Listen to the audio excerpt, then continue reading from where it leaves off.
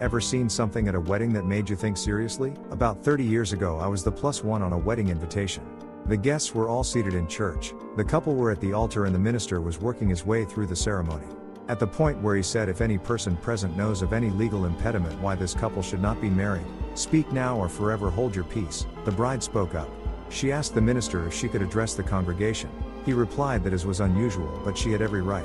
So she turns to the guests and starts what I can only describe as a best man's speech or the bride's father's speech at the reception. She thanked various aunts and cousins for the flowers, dress etc., relatives that had flown in from Australia and so on. It was all a bit awkward and uncomfortable, not to mention odd.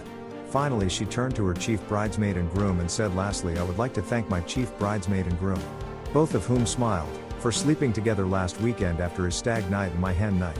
And for those that don't believe it, here's the videotape. She marched out of the church, handing the tape to the groom's mother. The silence that followed was deafening.